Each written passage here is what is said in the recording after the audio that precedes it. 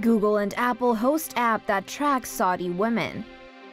Google and Apple are under fire for hosting an app from the Saudi government that allows men to monitor women under their guardianship. The app in question is called Abshur. It works as an e-service portal for the Saudi Interior Ministry. Users can use the app to pay traffic fines and renew their licenses remotely.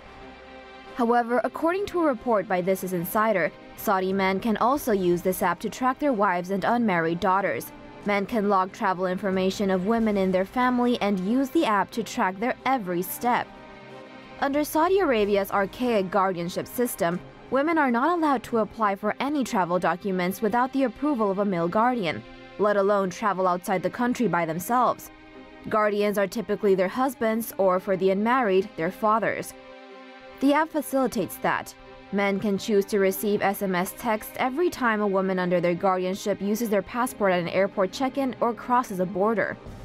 Guardians also get a clear log of any of their so-called dependents, and they can cancel a woman's travel paper remotely through the app. Once a woman is registered in the Abshur system, it becomes near impossible for them to escape.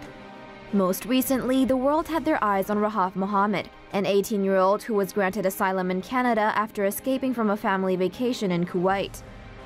Democratic U.S. Senator Ron Wyden has tweeted out and sent an open letter to both Google and Apple urging them to take down the app from their stores immediately. In his letter, he wrote, "American companies should not enable or facilitate the Saudi government's patriarchy." About 1,000 women escape Saudi Arabia each year.